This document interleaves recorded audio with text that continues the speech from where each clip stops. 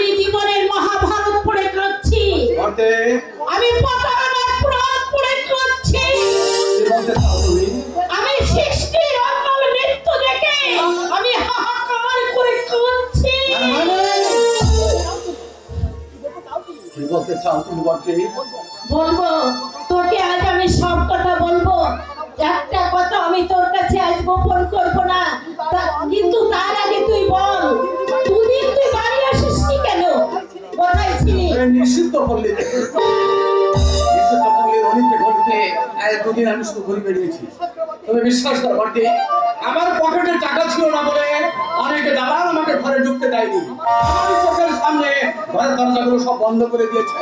তবু সেই বন্ধ দরজার সামনে আমি ঘন্টার পর ঘন্টা দাঁড়িয়ে অপেক্ষা করেছি।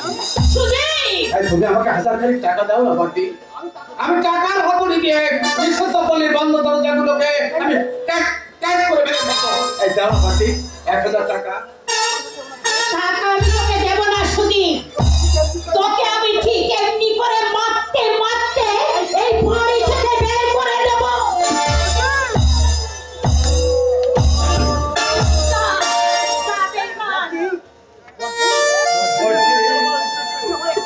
তুমি আমার একটা কথা শোনো, আমি তোর মতো মাথার লম্পট চরিত্রহীনের কথা আমি শুনতে চাই না। এত অধঃপতন হয়েছে তোর, তুই কিনা মেয়ে ছেলেকে ভর্তি করবার টাকা চাস আমার কাছে?